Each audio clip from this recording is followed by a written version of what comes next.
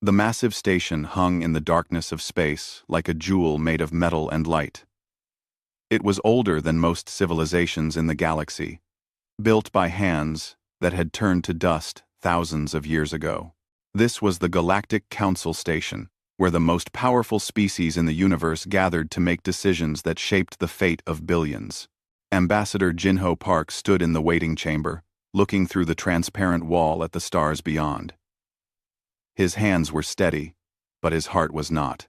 Behind him, Captain Mina Choi checked her datapad for the 100th time, reading numbers that refused to change no matter how many times she looked at them. The numbers were bad. Very bad. "They will see us in 5 minutes," said the Valasian attendant. A creature that looked like flowing water, held in the shape of a person. Its voice was gentle, almost sad. "I wish you luck, Ambassador Park. You will need it." Jinho nodded. He had prepared his speech for weeks, rehearsing every word until it was perfect.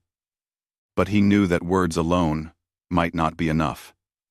Not for what he was about to ask. The doors opened with a sound like distant thunder. The council chamber was enormous. A circular room where 12 seats rose on platforms around a central speaking area. Each seat held a member of the oldest and most powerful species in the galaxy.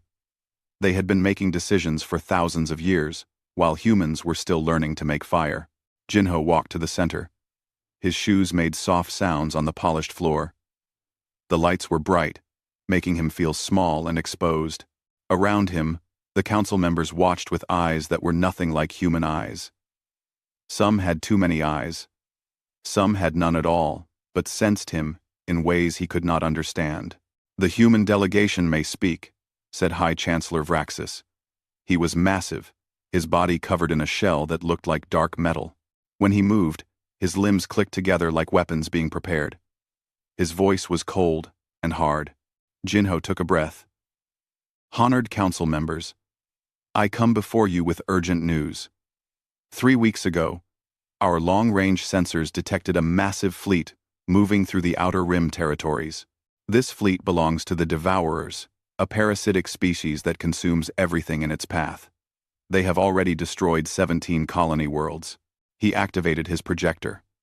Images filled the air above him, showing planets that had been green and alive, now reduced to bare rock. Cities that had held millions, now empty and silent. Ships that had tried to flee, torn apart, and scattered across the void. "The Devourer fleet numbers more than 3,000 bioships," Jinho continued. "They are heading directly toward human space. Current projections show they will reach our outer colonies in 6 weeks. Our homeworld, Earth, in 12 weeks. We have 240 warships. Against 3,000, we cannot win." The chamber was silent for a moment. Then, a sound began. It started low and grew louder. It took Jinho a moment to recognize it. Laughter. Counselor Thel Mora was laughing. She was a being of pure energy, contained in a crystalline form. And when she laughed, it sounded like glass breaking. "The infant species comes crying to the adults," she said. "How predictable. You have been part of the galactic community for only 30 years, said another council member, Drakon, whose species had traveled the stars when Earth's sun was young. "You contribute nothing to our civilization. You have no technology worth noting. Your military is primitive, and now you ask us to risk our fleets for your survival?" Mina's hand tightened on her datapad so hard the screen cracked. Jinho did not look at her. He kept his eyes on the council. "We are asking for temporary aid," Jinho said, keeping his voice level, "and for permission to evacuate civilian populations to neutral zones until the threat passes. We do not ask you to fight our battle alone. We only ask that you stand with us." Vraxis leaned forward. "Human, your species does not even have proper shield harmonics. Your weapons are kinetic projectiles and primitive explosives. You barely understand quantum mechanics. What makes you think you have anything to offer this council in exchange for our protection?" "We offer our courage," Jinho said. "We offer our determination. We offer the promise that if you help us survive, humanity will remember. We will stand with the Council in future threats. We will. Empty promises from a species that will be extinct in 3 months, Thelmora interrupted. The Devourers cannot be stopped by courage or determination. They can only be stopped by advanced technology and superior firepower, which you do not possess. Another council member spoke, a being whose name Jinho could not pronounce, whose form shifted like smoke. The council has protocols. We do not interfere in natural selection. If the Devourers are stronger than humanity, then humanity must adapt or perish. This is the way of the universe. Natural selection? Mina could not stay silent any longer. She stepped forward, her voice shaking with anger. You are talking about the death of 11 billion people. Men, women, children, families, entire civilizations built over centuries. You would let all of that die because of protocols? Captain Choi, Jinho said quietly, but she did not stop. We came here believing the Council existed to protect civilization, Mina said. We believed that advanced species had a responsibility to help those who cannot help themselves. We were wrong. You are not protectors. You are cowards, hiding behind rules. The chamber erupted. Council members shouted in languages that hurt to hear. Guards moved toward Mina. But Jinho stepped between them. Enough, Vraxis said, and his voice made everything else silent. The human captain speaks out of fear and ignorance. We forgive this. But the answer is no. The Council will not provide military aid to Earth. The Council will not provide sanctuary to human refugees. If humanity wishes to survive, it must find its own way.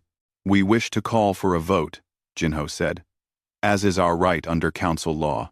Very well, Vraxis said. All in favor of providing aid to the human species in their conflict with the Devourers, make it known. Silence. Not one council member spoke in favor. All opposed? 11 voices spoke as one. Only the Valasian delegate remained silent, abstaining from the vote. The vote is decided, Vraxis said. Humanity will receive no aid. This audience is concluded. All Rex. Jinho stood very still. He had known this was possible. But he had hoped. He had believed that somewhere, in this vast chamber of ancient wisdom, there would be mercy. He was wrong. He turned to leave, Mina beside him. At the door, he stopped and looked back at the council. When humanity survives this, Jinho said, his voice carrying across the chamber, we will remember who stood with us. The doors closed behind them. In the chamber, the council members returned to their other business, already forgetting the desperate plea of the infant species. They had more important matters to attend to. They did not know that they had just made the biggest mistake in the history of the galaxy. The war room deep beneath the United Nations headquarters was cold and filled with the quiet hum of computers. Screens covered every wall, showing star maps, fleet positions, and calculations that all led to the same conclusion. Earth was going to lose. Admiral Taeho Kim stood at the center of the room, his uniform perfectly pressed despite the fact that he had not slept in 3 days. Around the large table sat the leaders of Earth's military forces, scientists, and government officials. Every face was grim. Let me make this clear, Taeho said, pointing to the main display. The Devourer fleet has 3,042 bioships.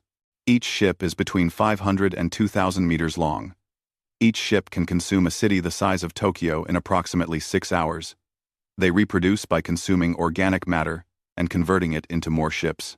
He pressed a button, and the display changed. Earth's combined military fleet consists of 240 warships. We have 16 dreadnoughts, 42 cruisers, 87 destroyers, and 95 support vessels. In a direct battle, we would be destroyed in less than 4 hours. So we evacuate, said one of the government officials, a woman whose hands shook as she spoke. We load as many people as we can onto ships and run. We abandon Earth and start over somewhere else. Where? Mina asked. She had returned from the council station that morning, still angry from the rejection. The council made it clear. No one will take us. Every system in the galaxy knows the Devourers are coming. No one wants to harbor refugees from a dead species. Then what do? Another official asked. Just wait here to die? No, said a new voice.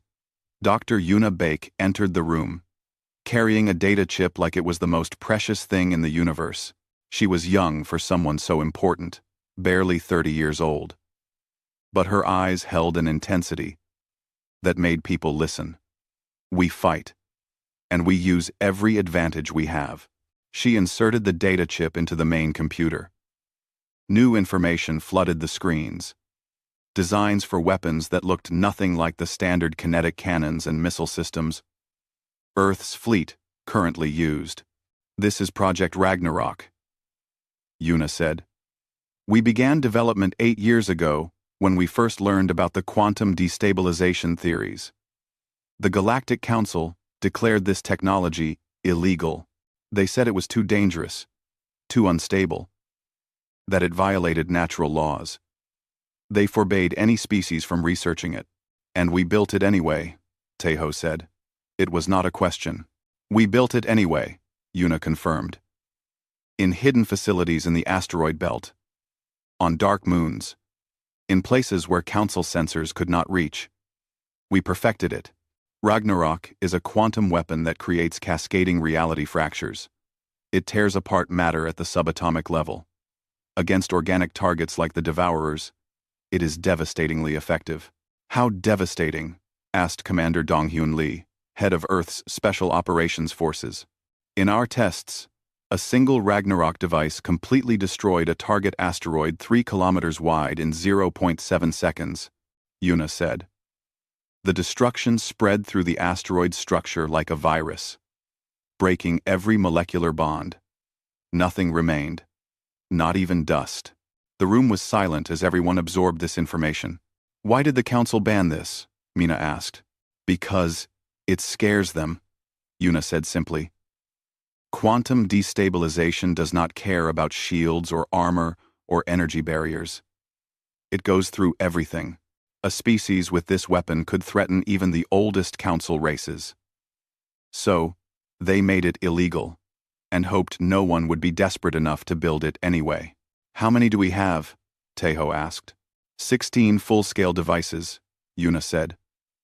1 for each dreadnought. But, she smiled, and it was not a kind smile. 3 days ago, we achieved a breakthrough. Engineer Hyunwoo Nam managed to miniaturize the technology. We can now produce smaller Ragnarok devices. Much smaller. Small enough to fit on a destroyer. Small enough to fit on a civilian transport ship.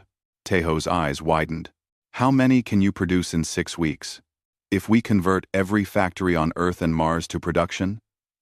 If we strip resources from non-essential systems? If we work every scientist and engineer around the clock? Unquote. Yuna calculated quickly. Approximately 2,000 units. 2,000 weapons, Tejo said slowly, against 3,000 ships. Better odds than 240 ships, Donghyun said. But we still need a strategy. We cannot fight them head-on, even with these weapons. No, Tejo agreed. We cannot fight them like the Council would fight them. We need to fight them like humans. We use tactics the Devourers have never seen before, because they have only ever fought Council species. And Council species fight with honor and rules, and predictable patterns. He began working on the star map, moving ship positions like pieces on a game board. We divide our fleet into wolf packs. Small groups of ships that strike fast and disappear. We use guerrilla warfare, hit-and-run attacks. We make them afraid. We make them paranoid. We make them waste resources, hunting ghosts. What about the colonies? Someone asked. The Devourers will reach our outer colonies first. We cannot evacuate everyone in time. We do not evacuate everyone, Donghyun said, understanding Tejo's plan. We evacuate some. enough to make it look real. But we leave volunteers behind. Special forces. People willing to stay and fight. We turn the colonies into traps, Colonel Sujihan said. She was Dongyun's best officer, a woman who had survived 3 impossible missions, and smiled while doing it. We rig entire cities with explosives. When the Devourers land to consume the planet, we destroy them. We make every world they touch cost them dearly. That is insane, said one of the officials. You are talking about destroying our own cities. They are already lost, Suji said coldly. Better to destroy them ourselves and take the enemy with them than let the Devourers consume everything and grow stronger. Taeho nodded. The evacuation ships will not run away. They will go to staging areas. We will arm every civilian transport with Ragnarok devices, every cargo hauler, every passenger liner, every small ship that can fly. We turn our entire civilian fleet into a militia. Thousands of ships, all armed with the most dangerous weapon in the galaxy. The Council will never allow this, an official said. If they learn we have quantum weapons. The Council left us to die, Mina interrupted. The Council does not get a vote anymore. We do what we must to survive. Yuna pulled up more designs on the screen. We also need to address our tactical disadvantage. The Devourers have a hive mind. They share information instantly across their entire fleet. They adapt quickly to threats. Ragnarok will surprise them once, maybe twice. Then they will adjust their tactics. So we keep surprising them, Taeho said. We do things that make no sense. We break every rule of space combat. We ram them. We teleport at 0 distance. We use weapons that should not work. We make them think humans are insane. They would not be wrong, Dongyun muttered, but he was smiling. Over the next 3 days, Earth transformed. Factories that built cars and computers retooled to build weapons. Scientists who studied medicine and physics were pulled into weapon development. Every person on the planet knew what was coming. Every person knew the odds. But humanity had faced extinction before. In the ancient days, when they were just small tribes fighting against a hostile world, they had survived then. They would survive now. Sang-Hoon Woo was a cargo ship captain, a simple man who had spent 20 years hauling goods between Earth and Mars. He had a wife and 2 children. He had a small apartment with a view of the ocean. He had a life that was quiet and happy. When the call went out for volunteer militia, he did not hesitate. They gave him a Ragnarok device for his ship. They gave him basic tactical training.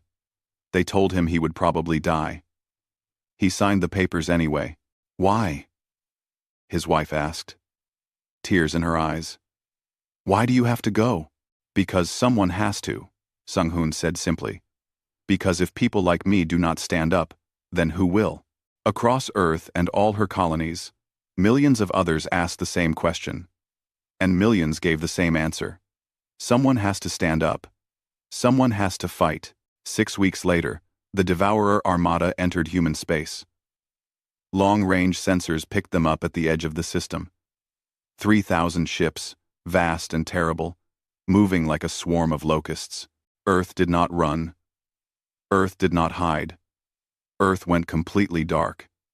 Every station, every ship, every outpost shut down their communications and waited in silence. The Devourers moved deeper into human territory, expecting to find fear and chaos. Instead, they found silence and darkness. It made them cautious. It made them slow down, and that was exactly what humanity wanted. News traveled fast in the galaxy, even news about species that were about to die. The Devourer invasion of human space became a topic of discussion in 1,000 different worlds. Most saw it as a tragedy but an inevitable one. The humans were young and weak. Nature would take its course. On the Galactic Council Station, Counselor Thelmora watched the initial reports with cold interest. The Devourers had entered the outer rim of human territory 12 days ago. According to standard calculations, The human military should have been overwhelmed by now. Earth should be sending desperate evacuation signals. Instead, there was only silence. Strange, Thelmora said to her assistant. Why have we received no communications from Earth? Their communications arrays appear to be shut down, the assistant replied. All of them. Every human station, every ship, every colony, has gone dark. Fear, Thelmora decided. They know they cannot win, so they hide like children afraid of the dark. But High Chancellor Vraxis was not so sure. He had lived for 3,000 years and had seen many species face extinction. Fear made them loud, not silent. Fear made them beg and plead and scream for help until the very end. This silence felt different. It felt deliberate. Send surveillance drones, Vraxis ordered. I want to know what is happening in human space. The drones were deployed. Small, automated ships that could observe from a safe distance. They reached the outer edges of human territory and began recording. What they found confused everyone who watched. The Devourer fleet had slowed to a crawl. The massive bioships that normally consumed planets in hours were moving cautiously, scanning every asteroid, every moon, every dark corner of space. They were acting like prey, not predators, and they were dying. The first attack came from nowhere. A squadron of 12 human destroyers appeared from behind a moon, traveling at speeds that should have torn them apart. They fired weapons that made space itself scream and then vanished before the Devourers could respond. 17 bioships died in that first strike, torn apart by quantum fire. The second attack came 3 hours later, from a completely different direction. This time, it was fighters. Small, one-person craft that moved like they were alive. Squadron leader Jisoo Kang led her wing in a pattern that defied logic, weaving through Devourer formations at distances measured in meters, firing at point-blank range before spinning away. The fighter pilots pulled maneuvers that would kill most species. 12 gravity turns that crushed bones. 0-distance warp jumps that risked tearing their ships apart. Combat so close that they could see into the enemy ships as they fired. 63 Devourers died in the second attack. The humans lost 4 fighters. The council watched the recordings in stunned silence. How are they doing this? Drakon asked. Their technology is primitive. Their ships should not be capable of these speeds. Look at the crew, another council member said, enhancing the video feed. Inside the human fighters, they could see Jisoo and her pilots. Their faces were calm despite the forces trying to crush them. Their hands were steady on the controls. They moved like they had been born to this. Their bodies. Yuna's voice came through an intercepted transmission. Human bodies are more resilient than galactic standard. Our pilots can withstand forces that would kill council species. We use this advantage. Admiral Tejo's strategy was becoming clear. He had broken his fleet into hundreds of small wolf packs, each operating independently. The Devourers could never predict where the next attack would come from. Their hive mind, which should have been an advantage, became a weakness. Every attack sent panic through the entire fleet. Every death was felt by every ship. But the most devastating blow came on the 16th day of the invasion. The Devourers, frustrated by the hit-and-run tactics, decided to land on New Busan, one of humanity's colony worlds. Long-range scans showed it had been evacuated. The cities were empty. It would be an easy meal, a chance to replenish their biomass and create more ships. 300 bioships descended to the surface. They landed in the largest cities, extending their feeding tendrils into the buildings, preparing to consume everything. Colonel Suji Han watched from orbit, waiting. Her volunteers had spent weeks preparing this trap, rigging every building with experimental antimatter charges. The charges were linked in a web that covered the entire planet. When one went off, they all would go off. Wait for it, Suji whispered, watching her screens. Wait until they are fully committed. The Devourers began feeding. Their tendrils dug deep into the planet's crust, anchoring themselves. They were vulnerable now, unable to escape quickly. Now, Suji said, the planet exploded. Not literally, but close enough. Every antimatter charge detonated simultaneously, releasing energy equivalent to 1,000 nuclear weapons. The 300 bioships never had a chance. They were vaporized in seconds, along with everything they had been trying to consume. The shock wave was visible from space, a ring of fire that spread across the planet's surface before fading. When it was over, New Busan was a scorched ruin. But 300 Devourer ships were gone. The galaxy watched in shock. The Council, comfortable in their ancient stations, had never seen anything like this. A species destroying their own world just to kill their enemy. It was madness. It was desperate. It was terrifying. They are winning, Vraxis said quietly. The humans are actually winning. Then, Vraxis, the Devourer fleet, which had started at 3,042 ships, was now down to less than 2,000. They had lost over a third of their forces in just 16 days. The hive mind was in chaos, unable to adapt to an enemy that fought without rules or honor or predictability. But it was not just the military that shocked the galaxy. It was the civilian fleet. Sang Hun-woo had never been a soldier. His cargo ship, the Morning Star, was designed to haul containers, not fight wars, but now it carried a Ragnarok device and a crew of volunteers who had learned to fight in 3 weeks of training. He led a fleet of 2,000 civilian ships, everything from massive cargo haulers to small pleasure yachts. None of them were warships. All of them were deadly. They struck at the Devourer supply lines, hitting the bioships that carried resources and genetic material. They destroyed communication nodes, isolated Devourer groups from the hive mind, and vanished before the enemy could respond. It was the largest guerrilla campaign in Galactic history, thousands of defenseless transports acting as a coordinated military force. This is Morning Star to all militia ships, Sang-hun said over the open channel. We have located a supply convoy at coordinates 773. 15 ships, lightly defended. Who wants to join the party? 300 civilian ships answered the call. They jumped into the system together. A chaotic swarm of different ships, all moving in different directions. The Devourers tried to target them but could not decide which ship to shoot first. The militia fired their Ragnarok devices, and 15 more bioships died. Good work, everyone, Sang-hun said. Now, scatter. Meet at the next coordinates in 6 hours. The militia vanished, leaving the Devourers confused and angry. On the council station, Thelmora watched another recording of a militia attack. This should not be possible, she said.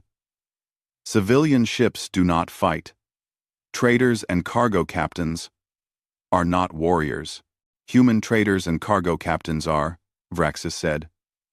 We failed to understand what humanity is. We thought they were weak because they were young.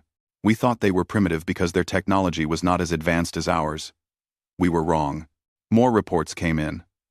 The Devourers had attempted to create a forward base in the asteroid belt, but were ambushed by Commander Donghyun's special forces. The Devourers tried to adapt their tactics to counter the Wolfpack attacks, but Taeho changed his strategy before they could respond. The Devourers attempted to rush toward Earth itself, hoping to end the war quickly, but ran into a defensive grid of mines and automated weapons platforms that Hyunwoo had designed specifically to counter their hive mind coordination. Every plan the Devourers made failed. Every attack cost them more ships. The invasion that should have been over in weeks had stalled completely. For the first time in their species' existence, the Devourers considered retreat. But before they could, humanity struck again. Mina Choi led her carrier group in a daring assault on the Devourer fleet's eastern flank. Her ships jumped in at close range, launched every fighter they had, fired every weapon, and jumped out before the Devourers could organize a response. It was called a charge and scatter tactic. something that violated every council rule of engagement. It worked perfectly. 214 devourers died. The galaxy stopped underestimating humanity. News networks across 1,000 worlds broadcast the battle footage. Species that had never heard of Earth suddenly knew their name. Children on distant planets played games where they pretended to be human fighter pilots. Military academies began studying human tactics, trying to understand how a species so young had developed such effective warfare strategies. On Earth, nobody celebrated. The war was not over. The Devourers still had over 1,700 ships. Humanity had lost 103 warships and millions of people. Every victory came with a cost, but they were still fighting. They were still standing, and the galaxy was watching. The Devourer hive mind made a decision. After 6 weeks of losses, after watching their invasion force cut in half by a species that should have been easy prey, they would commit everything to one final assault. No more caution, no more attempting to adapt to human tactics. They would simply overwhelm Earth with pure numbers and speed. Every remaining bioship, 1,700 vessels of death and hunger, gathered at the edge of human space. They formed a wall of organic matter and killing intent that stretched across the void. This time they would not stop. They would not slow down. They would reach Earth and consume it in a matter of hours. In the war room beneath the United Nations headquarters, alarms screamed. Admiral Tejo watched the screens as the Devourer fleet began moving. All of them. Together. Straight toward Earth. Estimated time until they reach us? Tejo asked. 47 hours at their current speed, an officer replied. Tejo nodded slowly. They had expected this. The guerrilla tactics had worked better than anyone hoped, but they always knew it would eventually come down to a final battle. The Devourers would get desperate. They would throw everything at Earth in one last attempt to win. Send the message to Ambassador Jinho, Tejo said. It is time. Jinho was already prepared. He stood in the communications center, dressed in his formal ambassador uniform. Behind him, the Earth hung in space, blue and green and beautiful. He activated the transmission, broadcasting on all galactic channels. Every world in the galaxy would receive this message. Every species would hear his words. And most importantly, the Galactic Council would hear. This is Ambassador Jinho Park of Earth, he said, his voice calm and clear. 6 weeks ago, humanity came before the Galactic Council and asked for help.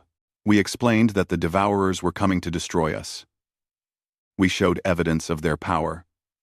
We pleaded for aid, or at least for sanctuary for our civilians. He paused, letting his words sink in across 1,000 worlds. The Council voted against us.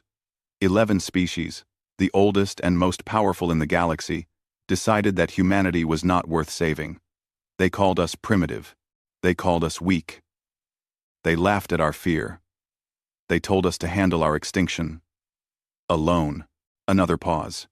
On the council station, Vraxis and Thelmora watched the broadcast with growing unease. So we did, Jinho continued. For 6 weeks, humanity has fought the Devourers without any help from the galaxy. We have lost 103 warships and over 2 million people. We have destroyed our own colonies to kill our enemy. We have turned our civilian population into a military force. We have done things that violate Council laws and Council principles. Because the Council abandoned us. His face hardened. His eyes, which had been polite and diplomatic during his plea to the Council, now burned with something fierce. The Devourer fleet is coming to Earth. They are desperate and angry because humanity refused to die easily. They are throwing everything at us in one final assault. You called us primitive. You laughed at our plea. Now watch what humans do when you leave us no choice. The transmission ended. Across the galaxy, beings of every species stared at their screens in silence. In the war room, Dr. Yuna Beck activated the Ragnarok protocol. This was the full system, not the individual devices that human ships had been using. This was what they had built in secret over 8 years, what the Council had forbidden, what humanity had perfected while the galaxy ignored them. Every human ship, station, and armed satellite across 50 star systems received the activation code simultaneously. The quantum destabilizers came online, linked together in a network that covered all of human space. The energy readings were impossible. Power levels that should not exist, that violated what galactic science said was possible. On the Council station, alarms began screaming. Sensors that monitored quantum fluctuations across the galaxy suddenly went insane, detecting energy signatures that made no sense. "What is that?" Drakon demanded. "What are the humans doing?" "I do not know," Vraxis said. But his voice was shaken. In 3,000 years of life, he had never seen readings like this. "Whatever it is using power equivalent to a collapsing star." The human fleet received its orders. Every ship, from the largest dreadnought to the smallest militia transport, began moving.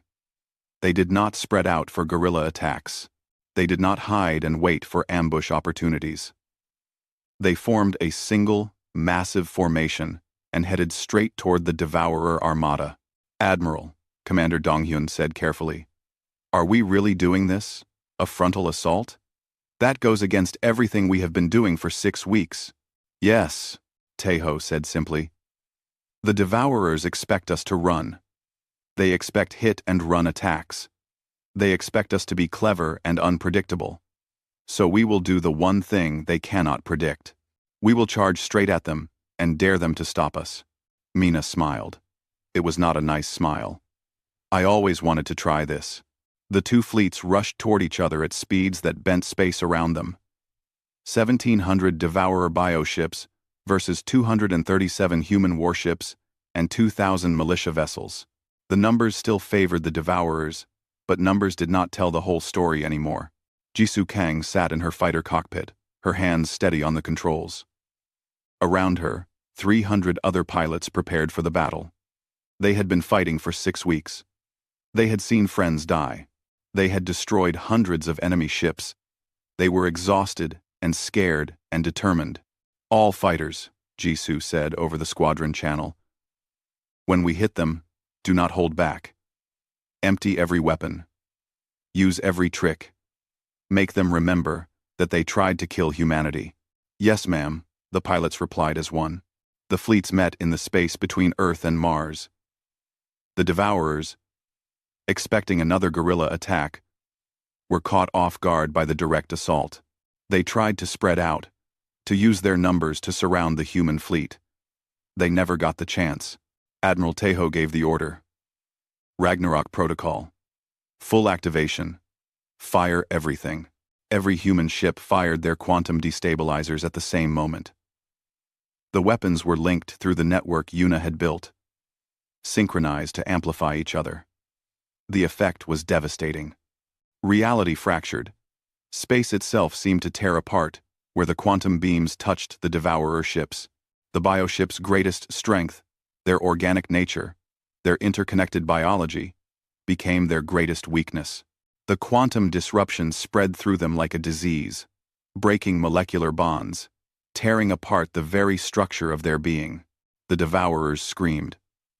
It was not a sound that could be heard in the vacuum of space, but every ship with communications equipment picked it up.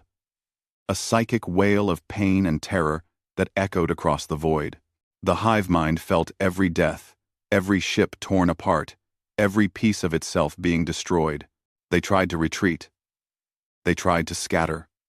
But humanity was not done.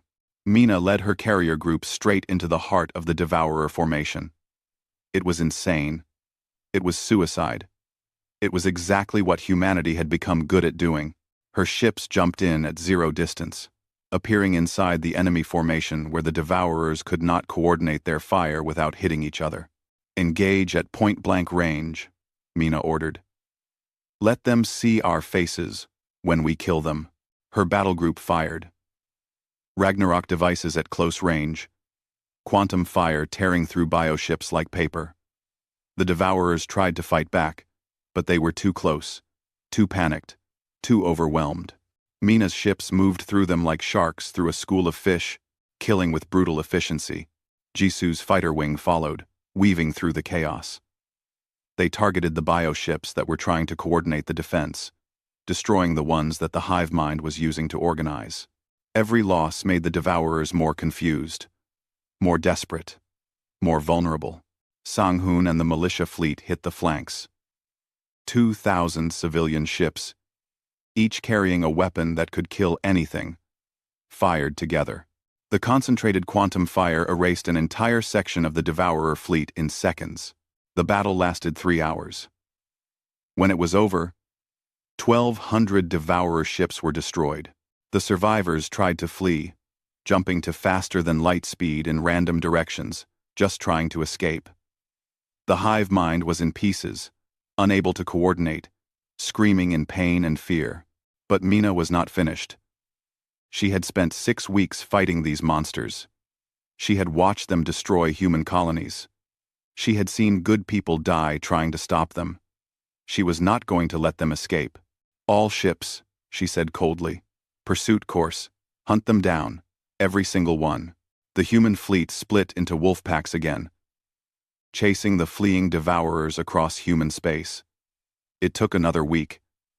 But they found every ship, every bioship that had dared to invade human territory was destroyed. Not one escaped. In the end, humanity had destroyed 3,042 Devourer ships. Not a single Devourer survived. The species that had consumed 17 colony worlds, that had been considered unstoppable, was extinct. The cost to humanity was heavy. 127 warships lost, 2.4 million people dead, 3 colonies completely destroyed. The economic damage would take decades to repair, but humanity had won. Against impossible odds, with no help from anyone, they had defeated an enemy that should have killed them. They had stood up when the galaxy told them to lie down and die. And every species in the galaxy had watched it happen. 3 months after the last Devourer ship was destroyed, Ambassador Jinho Park returned to the Galactic Council station. His ship docked at the same port where he had arrived months earlier, desperate and pleading for help. But Jinho was not the same man who had left this place. His eyes were harder now. His shoulders carried the weight of 2 million dead. The station had not changed. It was still ancient and magnificent, a monument to the power of the species who ruled the galaxy. But it felt different now. Smaller somehow. The Valasian attendant who greeted him was the same one from his first visit. Ambassador Park, it said, its water form shifting with what might have been emotion. High Chancellor Vraxis wishes to express his congratulations on humanity's victory, and to discuss how the Council might assist with rebuilding efforts. How generous, Jinho said without warmth. Tell the Chancellor I will see him in the Council chamber in 1 hour. The attendant hesitated. The Council wishes to meet with you privately first, to discuss. 1 hour, Jinho repeated. In the Council chamber, with every member present and all communications channels open to the public. This meeting will not be private. He walked past the attendant before it could respond. Behind him, Captain Mina Choi and a squad of human marines followed. They were not armed, but they moved with the confidence of soldiers who had fought the worst the galaxy could throw at them and won. 1 hour later, Jinho stood once again in the center of the council chamber. The 12 council members sat on their elevated platforms, looking down at him just as they had before. But the atmosphere was completely different. No one was laughing now. High Chancellor Vraxis began to speak, his voice carefully respectful. Ambassador Park, on behalf of the Galactic Council, I wish to offer our congratulations on humanity's remarkable victory over the Devourers. Your species showed courage and determination that exceeded all expectations. The Council would like to discuss how we might assist Earth in recovering from this conflict. We can offer resources, technology, medical aid. No, Jinho said simply. Vraxis paused, confused. I am sorry? I said no, Jinho repeated. We do not want your resources or your technology or your aid. We did not come here for your help. Then why did you come? Counselor Thelmora asked. Her crystal form was dimmer than before, as if the light inside her had faded. Jinho reached into his coat and pulled out a data chip. He placed it on the podium in front of him and activated it. Information began flowing across every screen in the chamber and broadcasting across every open channel in the galaxy. This is the work of Intelligence Director Heiyun Song, Jinho said. Over the past 3 months, while we were rebuilding our fleet and mourning our dead, Director Heiyun was conducting research. She analyzed council records going back 100 years. She found something interesting. The screens showed file after file of petitions and pleas from various species. Requests for help, for intervention, for protection from threats they could not handle alone. In the last century, Jinho continued, 47 species came before this council, asking for aid. 47 civilizations facing extinction, invasion, or disaster. Do you know how many of those requests the council approved? Silence. 3, Jinho said. 3 out of 47. The other 44 species were told the same thing we were told. That the council does not interfere. That they must handle their own problems. That this is the natural order. Thanks for watching. The natural order, he pointed to the screens. Of those 44 species that were denied aid, 7 are now extinct. Completely gone. Their worlds are empty. Their cultures are destroyed. Billions of people died because the council decided they were not worth helping. Those were complex situations, Draken said defensively. The council cannot involve itself in every local conflict or natural disaster. We have protocols. Protocols, Jinho interrupted, and his voice was cold as ice. Protocols that let civilizations die. Protocols that protect nothing but your own comfort and power. You sit here in your ancient station, making decisions about who deserves to live and who deserves to die, and you call it order. But it is not order, it is cowardice. The council chamber erupted in protests. Council members shouted in their various languages, demanding respect, invoking their authority, threatening consequences for Jinho's insolence. He waited until they were quiet again. Earth will no longer abide by your rules, Jinho said clearly. We are formally announcing the creation of the Terran Coalition, an alliance of any species that wishes to join, dedicated to one principle. When a civilization faces extinction and calls for help, we will answer. He pressed another button. The screens changed to show a list of names, species names. 41 civilizations have already agreed to join the Terran Coalition, Jinho said. Young species mostly. Ones that the Council has ignored or dismissed. We are pooling our resources, our technology, our military forces, and we are doing something else. Another screen appeared, showing the designs for Ragnarok weapons. The complete specifications, every detail of how to build and use quantum destabilizers. We are sharing the Ragnarok technology with all coalition members, Jinho said. The weapon the Council banned because it scared you. The weapon that saved humanity from extinction. Every coalition species will have access to it, free of charge, no restrictions. The council chamber went silent. This was their worst nightmare. The technology they had tried to suppress was now being freely distributed. Species they considered primitive would have access to weapons that could threaten even the oldest races. You cannot do this, Vraxis said, and for the first time, his voice held fear. Quantum destabilizers in the hands of undeveloped species could destabilize the entire galaxy. There could be wars, chaos. You could doom us all. Could. Jinho agreed. Or it could mean that the next time a young species faces extinction, they will have a fighting chance. The next time the Devourers, or something like them, appears, civilizations will not have to come begging to a council that does not care. They will be able to defend themselves. The council will not allow this, Thelmora said. We will use sanctions. We will cut off trade. We will do what? Mina asked, speaking for the first time. She stepped forward to stand beside Jinho. Invade us? Try it. You saw what we did to the Devourers. You saw us destroy 3,000 ships with a fleet that should not have lasted a day. You think your military is better than theirs? The truth was, no one knew. The Council had not fought a real war in thousands of years. They maintained their power through politics and economics, not military might. The idea of going to war with humanity, with a species that had just proven itself capable of impossible victories, terrified them. Earth is no longer under Council jurisdiction, Jinho said. The Terran Coalition operates outside your laws. Any species that joins us is free from your protocols and your bureaucracy. If they need help, they ask the Coalition, not you.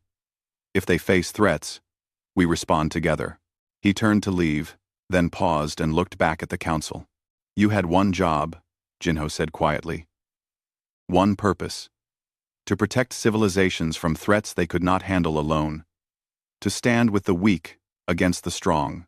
To make sure that when someone asked for help, they would receive it. You failed. You sat in your comfortable seats and let people die because it was easier than acting. His voice hardened. Humanity stood up. When you abandoned us. When you laughed at our fear. When you told us to handle our extinction alone. We stood up and fought. We lost millions of people. We destroyed our own worlds. We did terrible things because we had no choice. And we won. He looked at each council member in turn. The next species that comes before you, desperate and afraid, will not be alone, because humanity is listening now. The Terran Coalition is listening, and we will stand up, not just for ourselves, but for anyone who needs us. The Earth delegation walked out of the council chamber.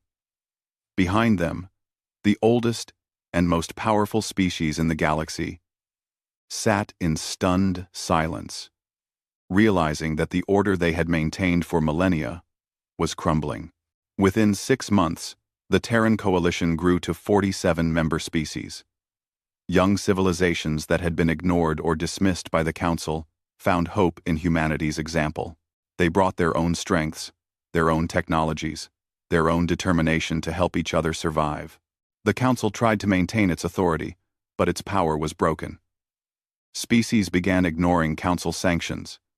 Trade routes shifted to favor Coalition members.